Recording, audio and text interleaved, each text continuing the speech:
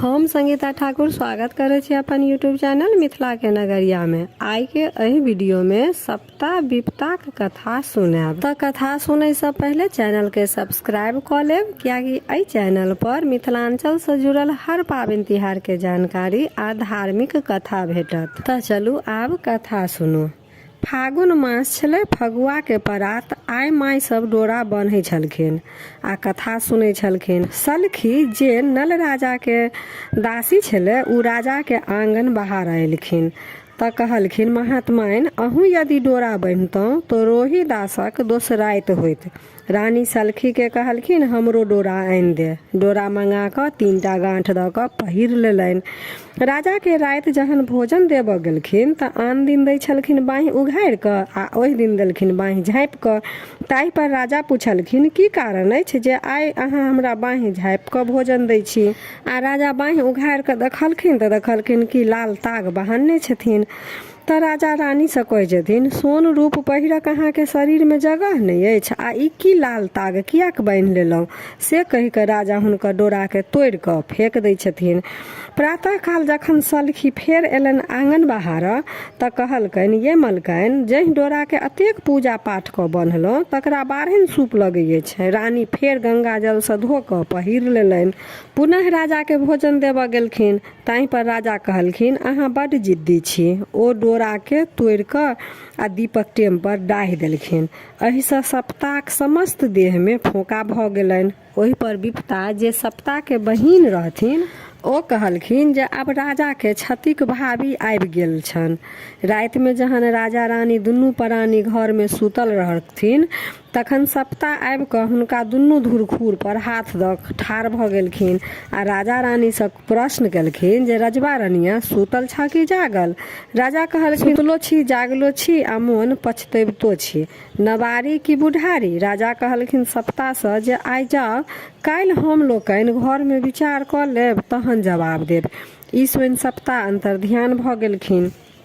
फेर दोसर राति फेर सप्ता उपस्थित भेलखिन। राजा से पूछलखिन जे अपना में विचार केलहुँ कि नहीं? अगर केलहुँ तऽ जवाब दिअ, नवारी कि बुढ़ारी? दुनू प्राणी सहमति से कहलखिन जे नवारी दुख बर्दाश्त कयल जा सकैत अछि, किंतु बुढ़ारी में नहीं। एहि जवाबक सुनि किछे दिन भीतर सब संपत्ति नष्ट भऽ गेलनि। जे नौकर चाकर हिनका ओहिठाम काज कऽ गुजर करै छलथि तकरो ओहिठाम राजा के मजदूरी करऽ पड़लनि। जे दासी हुनका ओहिठाम कुटौन पिसौन करै छलथि, हुनका तऽ रानी के कुटौन पिसौन करऽ पड़लनि। किछु दिन बाद रानी राजा से कहलखिन, यौ राजा, जहि देश में सोना के मोर पहिर विवाह केने रही, ओहि देश में खुरपी से बोनि करल नहीं जाइ अछि। एहि विचार पर दुनू प्राणी सहमत भेला के बाद जखन ओ देश छोड़बाक लेल जे रास्ता के खर्चा के प्रबंध करऽ लगलखिन तऽ हुनका घर में किछु नहीं भेटलनि। दुरागमन काल में जे एकटा तमघैल रहे, वएह तमघैल के लऽ कऽ अपन रानी आ राजा विदा भेलथि दोसर देश लेल। तऽ हुनकर जे प्रिय दासी सब छलनि, सलखी और जे केओ नौकर चाकर छलनि, उ कहलकनि, मलकिनी हमरो लोकनि के लेने चलू, नहीं तऽ अहाँ सब जतऽ रहब तते हमहूँ सब रहब। तहि पर रानी किछु सोचि कऽ कहलखिन, ठीक छै, तुहों लोकनि चल हमरे संग। तखन सब गोटे ओहिठाम से विदा भऽ गेला। एहि बात के देख सप्ता अपन बहिन विपता से कहै छथिन, एहि राजा रानी के तऽ अपन दिन काटब पहाड़ भऽ जेतै। आ तहन सबके संग लऽ कऽ विदा भेल। ताहि पर विपता सप्ता के पुनः कहलखिन जे तोही तऽ छह, तोहर को दृष्टि रहला पर की हुनका कतौ चैन भेटतनि? ई बात दुनू बहिन के बीच होइते छलनि कि एहन अन्हर उठलै जाहिमे हुनकर जतेक नौकर चाकर छलनि सब कतौ उड़िया गेलनि। बचि गेला मात्र दुनू प्राणी आ पुत्र रोहिदास। किछु दूर जहन आगा गेलखिन तऽ कतौ देखलखिन जे घोर आ सातुक भोज होइ अछि। रानी अपन राजा से कहलखिन जे भोज में से कनियो मांगि कऽ आनि दैतियै तऽ रोहिदास खैतथि। राजा ई सुनि ओहि भोजक नजदीक जाकऽ भोज धारा से कनि सातु मांगि आनलखिन। रानी ओहि सातु के लऽ अपन जांघ पर रोहिदास के बैठा देलखिन आ पुरैनी पात पर सातु घोरऽ लगली। सप्ता ओहिठाम बकक रूप धारण कऽ ओहि सातुक पर चटक कऽ देलखिन। पृथ्वी के राजा कहलखिन जे अहाँ चारि चीर हो हम एहि सातु के एहिमे सौंपब। पृथ्वी चारि चीर भऽ गेलखिन, ओहिमे सातु के सौंपि देलखिन आ ओहि ठाम से विदा भऽ गेला। करकोटक जंगल में एकटा नागराज रहै छला। ओहि जंगल में कियो अगराही लगा देने छले। ओ राजा नल के देख कऽ नल नल किलोल करऽ लगला। रानी एहि बात के सुनि कऽ राजा से कहलखिन, यौ राजा, लगैया कियो अहाँ के शोर करै अछि। एहि बात पर राजा रानी के कहलखिन जे एहन दुर्दिन में हमरा कियो शोर करत। लेकिन तैयो रानी के कहला पर नाग के तकलीफ देख कर राजा नाग के अपन दुपट्टा भिजा भिजा कर नागराज के अगराही से मुक्त करा देलखिन। मुक्त भेला के बाद नागराज राजा के डैंस लेलक। राजा एहि बात के देख कर कहलखिन नागराज से जे उपकारक चुपकार केलहुँ। तहि पर ओ नागराज कहलखिन जे हम अहाँ पर उपकार केलहुँ, अहाँ के जे रंग रूप अछि से देख कऽ कियो तऽ भीखो नहि दैत, तैं हम अहाँ के रूप लऽ लेलहुँ आ कुरूप दऽ देलहुँ। ओहि ठाम से दुनू प्राणी बच्चा के संग लऽ विदा भेला। आगू जाइते जाइते एकटा विशाल धार देखलखिन। आब ओकरा पार कोना करब से पैघ समस्या उपस्थित भऽ गेलनि। राजा रानी से कहलखिन जे अहीं के कंगना के छुरी बना कऽ खर काटि कऽ आ बेर बनायब आ ताहि पर चढ़ि कऽ अपना लोकनि पार करब। आ सएह भेबो केल। बेर के पानि में धऽ दुनू प्राणी अपन बैस गेली आ बीच में रोहिदास के लेलखिन। ई देख कऽ पुनः सप्ता के विपता कहलखिन जे रजवा रनिया के ई कोन विपत पड़ले, कारण जे दुनू प्राणी संगे छथि आ अपन बच्चा के बीच में धऽ कऽ झिलहेरी खेला रहल अछि।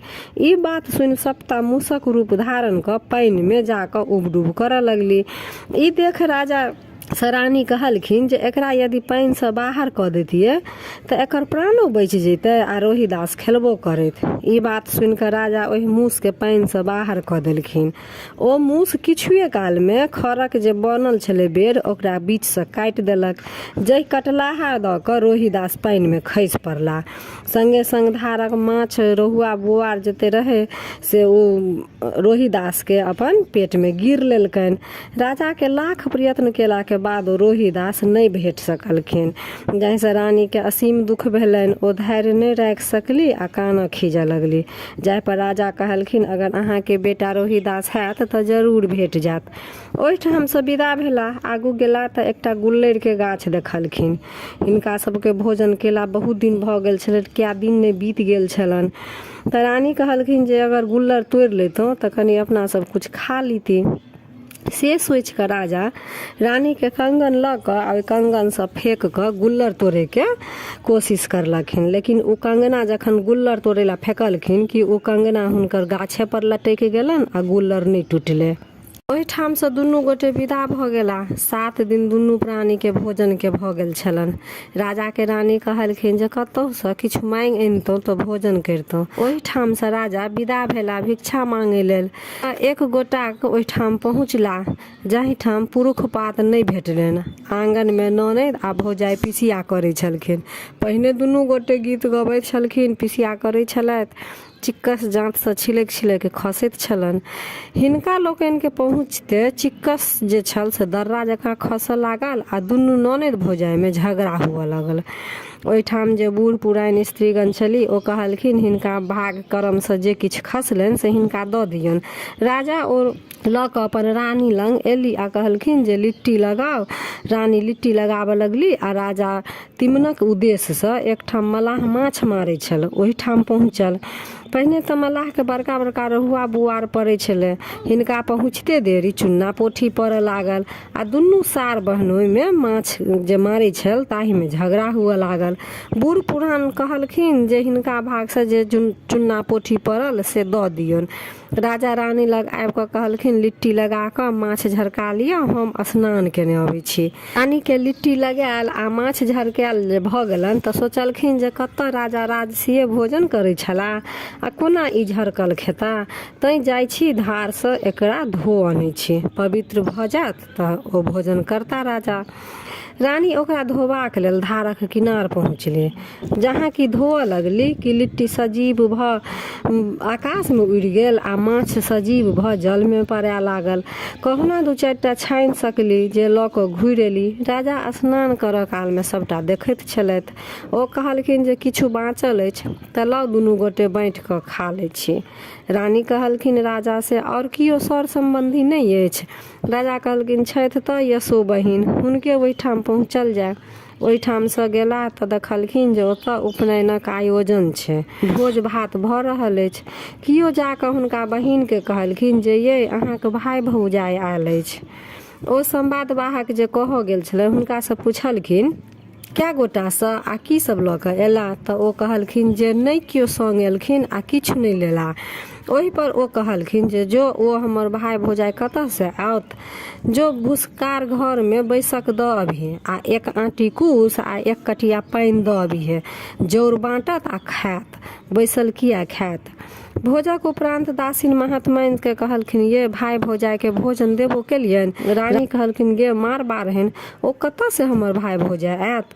अहीं पर दासी कहलखिन जे आयल अछि तऽ सएह कहियो। तहन रानी कहलखिन देखी तऽ भंडार घर में किछु बाँचल है तऽ दऽ अभी। दासी भंडार घर में गेल तऽ देखलक जे मौसरी के दालि आ घोर बाँचल छलै। ओ लऽ दासी हुनका देबऽ गेलनि। ई देख राजा कहलखिन जे यह अगर बहिन हमर अपने हाथे दैत तऽ खैतहुँ, किंतु अहाँ लऽ कऽ एलहुँ, अच्छा तऽ राखि दियौ।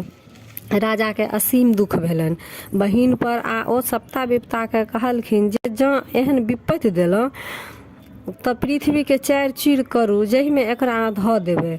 किछुए क्षण में पृथ्वी 4 चीर भऽ गेल। ओहि में राजा दालि आ घोर के राखि ओहि ठाम से विदा भऽ गेला। पुनः रानी कहलखिन जे ये राजा और कियो नहीं अछि। अपन राजा कहलखिन जे एकटा बंधु अछि, चलू ओहि ठाम चलल जा। ओतऽ पहुँचला तऽ जेहन आदर ओ पहिने करै छलखिन तेहने आदर आइयो केलखिन। भोजन करऽ बैसला तऽ जतेक 56 प्रकार के भोजन छलै सब साग भऽ गेल। मित्रक बेटी रानी के पूछऽ लगलखिन जे मीत माई हार गाँथा अबै अछि। रानी कहलखिन जे पहिने तऽ अबै छल, आब की हैत से नहीं जानै छी। एहि पर मित्रक बेटी हार गाँथऽ लेल देलकनि। हार जखन गैथिते रहथिन तऽ एकटा पिठरा नाम के हंस आबि सब मोती गिर लेलकनि। ताहि पर रानी राजा से कहलखिन यौ बड़ भारी बात भऽ गेल, सोना चोरी के कलंक लागि गेल। दुनू प्राणी ओहि ठाम से विदा भऽ गेला। किछु दूर आगू गेला बाद रानी राजा से कहै छनि ये राजा कने अहाँ अपन जांग खसैबतहुँ तऽ हम सुति रहितहुँ। राजा सएह केलखिन। एहि बात के देख विपता सप्ता के कहलखिन जे एहन कोन विपत्ति जाहि में साइयक जांग पर रनिया सुतल अछि आ झिहिर झिहिर बरसात लगै अछि, ई कोन विपत्ति भेल। राजाक मोन में एकटा पाप उत्पन्न भेलनि जे स्त्रीगण के कते उघैत फिरू, जँ दिन घूरत तऽ कतेक स्त्री भेट जायत। ओ रानी के माथ हटा कऽ सुतले छोड़ि चलबाक विचार से हुनका आँचर पर लिख देलकनि गुणमंती ज धनी होइह, जुनी करिह नीच ज्ञाने, 3 मास रस्ते अभिय, 6 मास रस्ते नहीं अभिय। ई लिख हुनका छोड़ि ओ विदा भऽ गेला। ओहि ठाम से राजा विदा भऽ मथवासी जातिक ओहि ठाम गेला आ पूछलखिन कियो नौकर राखब। तऽ सुनि कऽ ओ लोकनि पूछलखिन जे कोन काज करब। खर काटब आ छिलका खेलाय वा सिद्ध खायब, सिद्ध नहीं खायब। ओतबहि काल में रानी पुनः ओही गाम में दोसर व्यक्ति लग पहुँचल।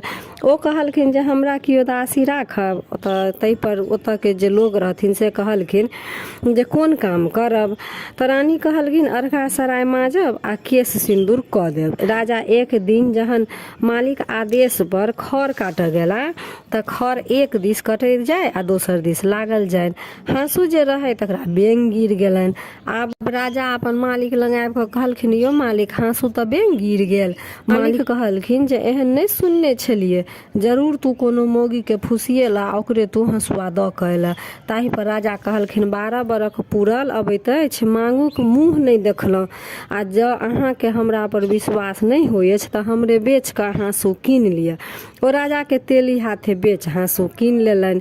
रानी जहन अर्घा सराय माजऽ गेली तऽ अर्घा सराय दहा गेलनि। ओ आबि मलकाइन के कहलखिन मलकाइन अर्घा सराय तऽ दहा गेल। ताहि पर मलकाइन कहलखिन एहन नहीं सुनने छलहुँ, बुझाइ अछि जे कोनो पुरुष के फुसिएलहुँ आ ओकरे अर्घा सराय दऽ एलहुँ।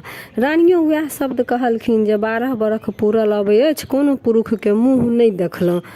तहन अहाँके अगर विश्वास नहीं अछि तऽ हमरा कतौ बेच लिअ आ अर्घा सराय कीन लिअ। ओ रानी के लखेरिया हाथे बेच कऽ अर्घा सराय कीन लेलनि। एक समय में रानी पानि भरऽ पोखरि गेली तऽ ओहिठाम लोक सबके डोरा बन्हैत देखलखिन। रानी के आँखि से लोर खसऽ पड़लनि जे इएह बन्हैत 12 बरसात बहि गेल आ पुनः हुनका मोन में डोरा बन्हबाक विचार उत्पन्न भेलनि आ ओ हुनके सबसँ बर पुआ आ डोरा मांगि कऽ कथा सुनि कऽ डोरा बान्हि लेलनि। जाहि घैल से ओ पानि भरऽ गेल रहथिन सोना के भऽ गेलनि आ उ बिरवा जे पर के घैला लऽ कऽ गेल छलखिन ओ रूपा के भऽ गेलनि। साड़ी जे फाटल पुरान छलनि से पुनः रेशमी में बदलि गेल। ओहिठाम से जहन घुमि कऽ एली तऽ लखेरा कहलकनि रानी जे दमापति कोन सौदागर के फुसिएलहुँ जे ई सब देलक। दमापति कहलखिन बिगड़ि कऽ जे से नहि कहू, हमरा पर सप्ता विपताक कुदृष्टि छल तकर हम भोग भोगै छलहुँ। आइ हमरा पर ओ लोकनि खुश भेली ताहिसँ ई परिवर्तन भऽ गेल। पर लखेरा कहलकनि दमापति जे ई साड़ी तोरा पर शोभा नहीं दै छौ, दोसर साड़ी पहिर ले। ताहि पर रानी कहलखिन जे हम जे चीज छुबै छी जे कपड़ा सब पटोर भऽ जाइ अछि ताहिसँ अहाँ अपने दिअ। ओहि समय में ओहि गाम में एकटा राजा छलाह जे स्वर्गवासी भऽ गेल रहथि। हुनका पुत्र नहीं छलनि।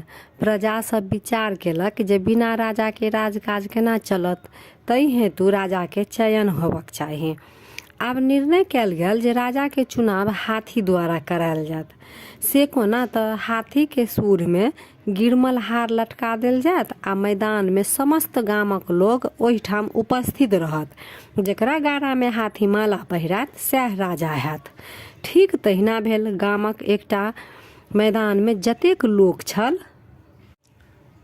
सब एकत्रित होबऽ लागल। राजा नल अपना मालिक से आदेश ल जेबाक इच्छा जाहिर केलथि। ताहि पर ओ तेली जे मालिक छलनि से गारि पढ़ैत कहलखिन जे गाम में एहन एहन लोक अछि से राजा हेबे नहि करत आ ई राजा हेता। बूढ़ पुरान जे छले ओतऽ के से कहलखिन जे जा दहक की हेतै, सब देखत तहिना इहो देखत। तेलियाक ओहिठाम एकटा कुक्कुर मरल पड़ल छलै। ओ कहलकै जे एक के पहिले फेंक ले ताहि के बाद जइहा। राजा जहन ओहि मूलक कुक्कर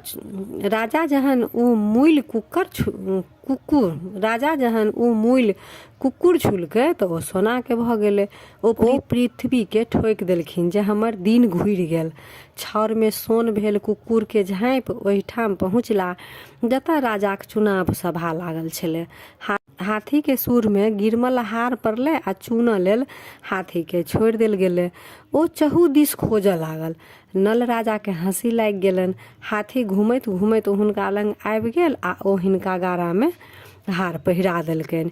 ई बात देख कऽ हिनका मारि पीट कऽ सब भगा देलकनि आ पुनः हाथी के माला देलक। राजा ई दृश्य देखबाक लेल शहरक एकटा गाछ छलै ताहि पर ठाढ़ भऽ गेला। हाथी सबके खुनैत पिचैत पुनः फेर ओहिठाम पहुँचल जतऽ राजा नल ठाढ़ छलथि आ ओ पुनः हुनके गिरमल हार पहिरा देलक। ताहि पर लोक कहऽ लागल जे 3 सत्ते सत कयल जाय। पुनः गिरमल हार हाथी फेर हुनके पहिरोलक। तखन लोक सब कहलक जे हाथी तऽ कोनो मनुष्य नहीं अछि जे दिशा पक्षित करत। ई यदि कहियो के राजा हेता तै हिनका पहिरौलक से हिनके राजा बनायल जाय। गामक लोग फेर कुछ विचार कलक जे हिनका 4 चंगेरा चूड़ा आ 4 बासन दही दऽ दियौन, खेता आ चलि जेता आ अपने लोकनि राजा जतेक राज अछि से बाँटि लेब। ओ भोजन किएक तऽ राजा के ओतेक देल गेलनि। 4 चंगेरा चूड़ा आ 4 बासन दही हुनका देलकनि। ओ भोजन किया करता, ओ दान प्रदान कुमारी बटुक यज्ञ जाप कराबऽ लगला आ राजा राज सम्हारऽ लगला। ओहिठाम बूढ़ पुरान लोक सब कहऽ लागल जे हमरा तोरा राज होइत तऽ एतेक फुराइत, तै जै कहियो के ई राजा छला तै हिनका एतेक करऽ अबै छनि। तखन एक दिन विपता सप्ता के कहलखिन जे आब राजा रानी के भेंट केना हेतनि। विपता सप्ता के कहलखिन जे तोही करेबहक आब जे करेबहक से। तऽ राजा के एक दिन एहन समय एलनि जे स्त्रीगण के प्रसंग हुनका आवश्यक भऽ गेलनि। लखेरा के खबर कयल गेल जे 1 डाला सोन आ 1 डाला रूप लऽ लिअ आ राजा के संभावना पूरा करू। लखेरा अपन राजा के वासना के पूर्ति करबाक हेतु बनि ठनि कऽ तैयार छल। कारण लखेरा के काजे इएह छलै। राजाक ओहिठाम जहाँ की बुलाहट भेलै कि सप्ता लखेरा के पेट में पैस गेलखिन आ ओ दर्दक एहन रूप लऽ लेलखिन कि ओ लखेरा के कहऽ पड़लनि दमापति से जे हम कनी निकास जाइ छी तो राजा के पैर धोबहन। ओ जहन राजा के पैर धोअ लगलखिन तऽ राजा के पैर पर रुद्र रेखा देख कऽ दमापति के आँखि से लोर खसि पड़लनि। ओ 12 बरखक जे लोर राजा के पैर पर पड़लनि तऽ फोका भऽ गेलनि। ताहि पर राजा दमापति से प्रश्न केलखिन जे हम एतऽ सरे सगुने एलहुँ आ अहाँ हमरा पैर पर नोर किया खसेलहुँ। दमापति कहि उठलखिन हमर जे नल राजा छलाह हुनको पैर में यह रुद्र रेखा छलनि, तकरे पुनः देख हमरा आँखि से लोर खसऽ लगल। राजा ओहिठाम बहुत खुश भऽ पृथ्वी के ठोकि देलखिन जे रानी भेट गेली। तहन दमापति कहलखिन अहाँ जे उठि गेलहुँ तऽ हमरा लखेरा खिसियात। राजा कहलखिन अहाँ लखेरा लेल लछटा रुपैया लियौन, लहर पटोर लिअ आ हुनका दऽ देबनि, ओ खुश भऽ जेती। राजा अपने ओहिठाम से चलि अयला।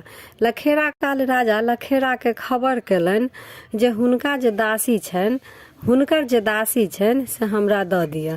तखन लखेरा दमापति के विदागरी रूप में विदा करे छनि।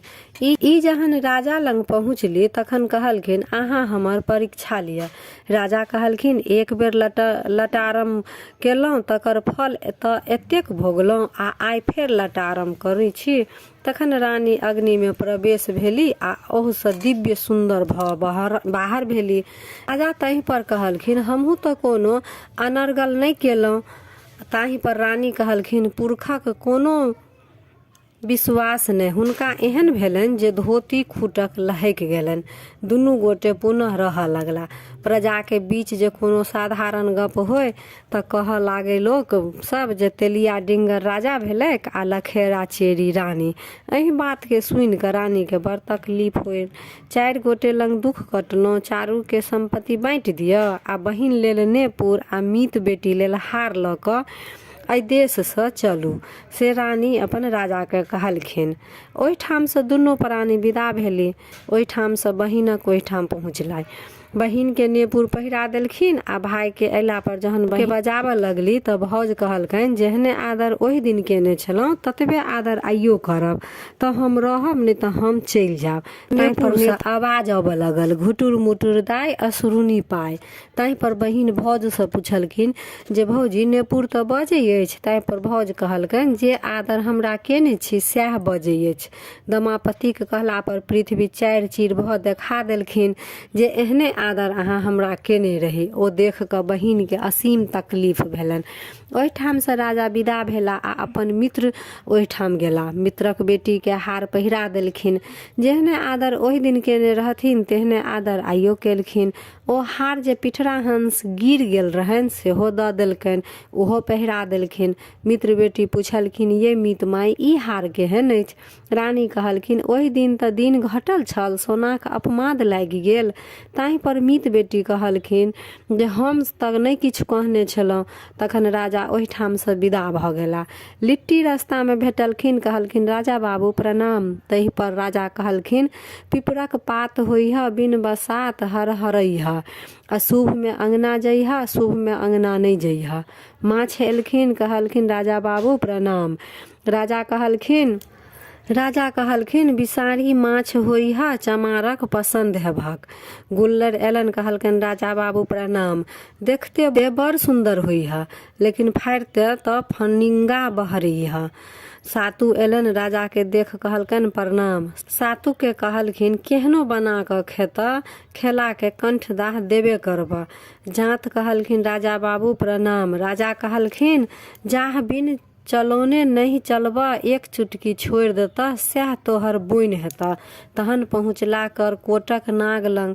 ओ नल फेर कह लगलखिन आ अहाँ के दिन घुरि गेल, अपन रूप लऽ लिअ। लेकिन ये राजा सब तऽ भेटल, खाली रोहिदास नहीं भेटल। राजा कहलखिन चलू अहाँ के हेता तऽ जरूर भेट जात। गाम में हल्ला भ गेल जे धर्मवीर राजा आबि गेला। खिचेरी आ झांझी कुकुर सब दौड़लन जे 12 बरख कारा खेला भ गेल। तै पर राजा कहलखिन हम आब आबि गेलहुँ। मल्लाह सब अपन प्राचीन राजा के देखे के खुशी में राजा लेल नदी में माछ मारऽ गेल। ओहि माछ में एकटा माछ फंसल जैमे कि रोहिदास के गिरने छलन। नवका मल्लाह सब कहऽ लागल जे राजा के नहीं देबै, ओहिना माछ मांगऽ लागत। बुढ़वा सब कहलकन हुनके जलकर छनि आ हुनके नहीं देबन। 4 गोटा सब माछ उठा हुनका ओहिठाम नेने आयल। ओ 5 टुक कपड़ा आ 5 टा क असरफी सब मल्लाह के देलखिन। माछ ल हवेली में पठा देलखिन। अपना जलकरक माछ खेला बहुत दिन भ गेल। नीक क बनाव, सलखी गेल माछ बनाबऽ। तहन माछ बाजऽ लागल, सलखी लाभी दै पकड़ी, कनखुर ध उजारू, हम रोहिदास अही में छे। सलखी बाजल ये रानी हम नहीं माछ बनाब, माछ त मुँह बजबै अछि। एक बेर लटारम केलहुँ त ई दशा भ गेलहुँ आ फेर लटारम करे छी। रानी अपने गेली माछ बनाब। मामा लाभी धय पकड़ू, कनखुर धय उजारू, हम रोहिदास अही में छे। माई के दुन्ना बल भेट गेलनि। ओही में से निकाल रोहिदास के मायक दूध पीबऽ लगला। सौंसे हल्ला भ गेल जे माछक पेट से बच्चा निकलल। मलाहिन सब हल्ला करऽ लागल जे हमर डूबल छल त हमर डूबल छल। राजा कहलखिन जे हवेली में कथी के हल्ला अछि, सबहक निसाफ हम करे छी आ हमर के करत। कहलखिन जे हे सप्ता, यदि अहाँ दहीन भेलहुँ त एकर फैसला अहीं करब। रानी के बेटा होती त रानी के दूध से नहेता, और अगर मलाहिन के बेटा हेता त मलाहिन के दूध से नहेता। दमापति के दूध से रोहिदास नहाय लगलैथ। मलाहिन के छाती से एको रत्ती दूधो नहीं निकलल। आगू पाछू जे भेल से सबके होय आ बीच में जे भेलन से केकरो नहीं होय। यह रहा सप्ता डोरा के कथा केहन लागल कमेंट जरूर करब। आ नीक लागल त लाइक शेयर सब्सक्राइब क मैथिली भाषा के सपोर्ट जरूर करब। तब